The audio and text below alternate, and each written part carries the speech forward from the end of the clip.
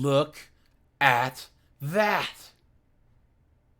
Hey guys, AJ here back with another one for you. So guys, the following clip is from one of my live streams. Guys, I go live Monday through Friday at 5 p.m. Eastern Standard Time. So guys, come and join the lives. We laugh, we cry, we laugh until we cry. And before we get into this clip, guys, like, subscribe, drop a comment. I have a second channel called 50304s. Go and check that out and hit that join button because it really helps the channel out. And let's get into this. Look at women and men's labor force participation rate over time. All right. So do you see this? Percentage of the workforce, right? So back in the day, back in 1948, it was 90% men. Now let's see what they talk about. Do they define what the labor force is? Because guys, this is the general workforce that's outside of the neighborhood and outside the home. Okay. So this means that you have a boss, you got to get up and go to work and get a check and all this other stuff. Because women have always worked. Only affluent white women didn't work, but women have always worked. They were school marms, they were nurses, they worked in retail at the market, they worked on farms. It was a more neighborhood type of economy, right? There was no middle class in 1940. There wasn't, right? There was the working class and below, and then there was the affluent people. If you went to like the South, there was rich whites, and then there was poor whites and blacks that pretty much had the same style of life. If you went to like the Midwest, you had the poor farmers and stuff, and then you had the rich business owners, right? But women have always worked. Yeah, they were seamstresses, right? But they would work and they would make money to supplement their husband's income. New York Times ran an op-ed on how dysfunctional work is. Milbard, if you can find that and either drop it in the chat or email it to me or drop it in the Discord. Look, I'll see if I can find it. But guys, look at this. So since 1948 and 2024, look, so men are now 67.8% of the workforce and women are 57.5%. And guys, what do you notice here, right? Think about this. As this line goes down, you can imagine wages going down, okay? Yeah. As this line goes up, imagine wages are going down. You know what I mean? Yeah. Guys, what do you notice here? What do you notice here? Look at this. Guys, what do you think caused this dip right here? The cough. Huh? Yeah. Look at that. Cough, right? Because look at this. So right here, you had more jobs than there were workers. Okay. By the time that you got about here was when there started being more workers than there were jobs. Yeah. And this was what? I want to say in the 80s, around then. Yeah, the 80s to the 90s. And this is where we're really, really, really, really cooked. There's no reason why this was just fine. I would even go to about the 70s, the 60s. This is about fine, right? Yeah. But once you start getting up here, that's when we're cooked. That's when the only people making money off of this are colleges and corporations and the government through taxation. What an absolute joke. So guys, let's talk about this quick, right? Okay, women ruin the workplace. I'm going to give my reasoning and then Secret, Colin, Snowboard, Cord. Okay. Women ruin the workplace, and we all know the basic reasons of why we would say, but I would say that women ruin the workplace for two reasons that have messed it up. It's number one, they've introduced a substandard expectation of production. Okay. From the jump, and put a 1 if you guys agree with me. From the jump, if you add a woman in, there is going to be a lower level of production, whether it's conscious or subconscious. That's why police officers have lower PT tests, right? That's why women oftentimes are allowed to take more leave. That's why even in offices and stuff, why a woman, she gets hired and she'll ask or demand that a guy lift the paper or lift the friggin' water thing in the break room. There's going to be one person out of 100 that is expected to do less by their very nature of them being there. And that is absolute foolishness, right? Number 2 from me, and then we'll move on. Chaos, right? When women were introduced to fields, especially all male fields, you're introducing chaos. Whether it's stopping to actually consider their feelings before you give them feedback on their job, whether it's having to stop and talk to them differently when you're trying to teach them how to cut wood or how to install a electrical socket. You just train 20 guys the same way, and now you got to stop and be like, shit, dang it, now I got to talk to Stacy. That's chaos. That's chaos. Plus, now, once again, women, they don't deal, there's too much emotion and social cues and all this stuff where you can talk to 20 guys all the same and talk to her, and she's going to be the one to go to HR. So everyone's second guessing themselves. You guys know how men can simp. All of a sudden, there's the one white knight who that feels like he has to stand up for her. So there's chaos. There's chaos when there's women there that wasn't there before. Secret. How did? Yep. And so, kind of what you were saying before with the sexual harassment, this whole Me Too thing. At the end of the day, one of the things that I always said back when this all started was that this was going to backfire on women. But with that being said, I've been in situations where I remember back when I was a banker, this is maybe around 10 years ago, the head teller, who was like this 50-plus-year-old woman, she was out on vacation, and I walked up beside her and said, hey, we missed you. And I touched her shoulder. I said, I'm glad you're back. We missed you. And next thing you know, I'm getting called in to the manager about how it made her uncomfortable. I'm like, what? Damn. Yeah. And damn. Now, mind you, and this probably because you lied to her. the thing that I found offensive, because I've had two situations in which women have taken situations and made it we're in their feelings, where the case may be, and I'm thinking to myself, biz snatch, you couldn't even suck my toes. Don't flatter yourself. Don't flatter yourself. What ends up happening is, no, I'm not going to mentor you. I'm not going to coach you. Don't ask me to count your drawer. No, I keep my distance. Yeah, guys, look at this. This is a worldwide problem. And then Colin can go. But look, since 2000, women's labor force participation has declined. Look at the United States and look at Canada. It's declined, maybe, but they're counting the cough. Look, it was going up. Look at this. It's declined by what? This much? Please. Look at that. Look at that, guys. Colin, how have women ruined the workforce? Well, first off, I agree with everything you guys have said so far, but the biggest thing I see is this. I guess is related to not also performance and productivity, but also the level of incompetence is just skyrocketed, right? Yeah.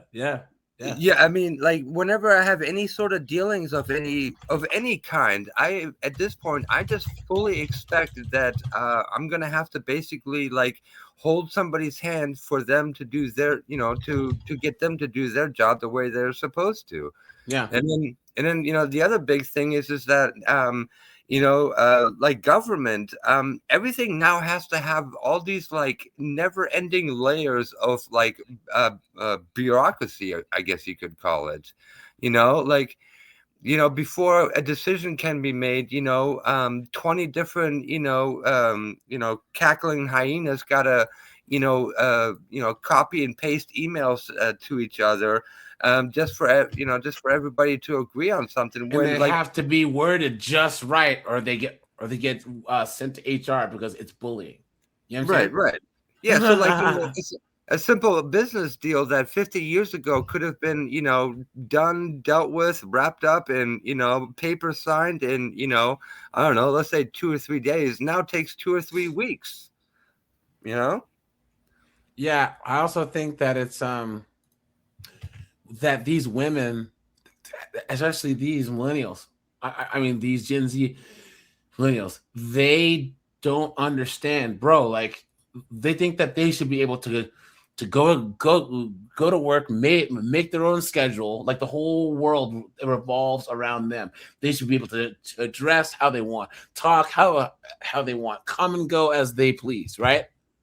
That somehow this is supposed to be some I don't even know the word, but like they don't understand the employee relationship. They act like the employer's privilege to have them there, and then they get fired, right? They act up, and all of a sudden it's you're fired. What? Sudden they're and all of a sudden they're on TikTok crying about it. You understand? Yeah, Bro, they don't need you, especially if you're in a non-essential job with your underwater lesbian degree.